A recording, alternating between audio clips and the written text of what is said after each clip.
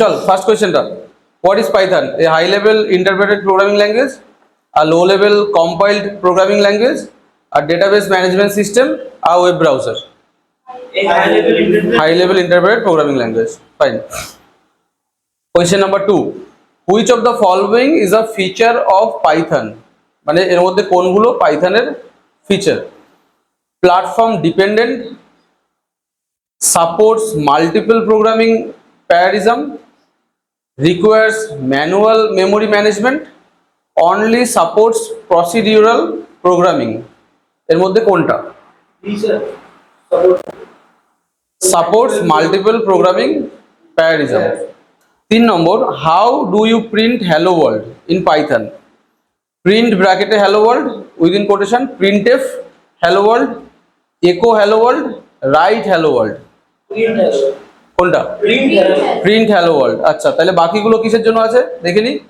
Print F আমরা C ল্যাঙ্গুয়েজে ব্যবহার করি, একো আমরা পিএইচপি তে ব্যবহার করি বা লিনাক্স শেল প্রোগ্রামিং এ ব্যবহার করি, রাইট আমরা জেনারেলি জাভা স্ক্রিপ্টের ক্ষেত্রে ব্যবহার করি, জাভার ক্ষেত্রে, ঠিক আছে। ডকুমেন্ট ডট রাইট, রাইট একটা জাভা স্ক্রিপ্টের ফাংশন, ফাইন।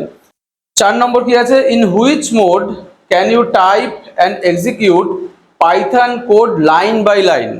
মানে ও অ্যান্সারের দরকার নেই, পুরো তো তুই কনভারেন্সা করোড়পতির মতো খেলছিস, ঠিক আছে। সো কোন মোডে পাইথনের কোন এক্সিকিউশন মোডে line by line code execute করতে থাকে? Script mode, interactive mode, batch mode, compile mode? তো সৃজিত অলরেডি অ্যান্সার করেছে ইন্টারঅ্যাক্টিভ মোড। তো আমাদের পাইথনে কটা মোড আছে ঋষভ? কি কি? স্ক্রিপ্ট মোড আর ইন্টারঅ্যাক্টিভ মোড।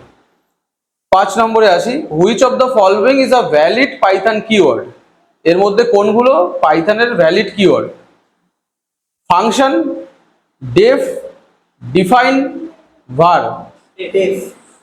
ডেফ ইউজ করে আমরা ফাংশন ডিফাইন করি।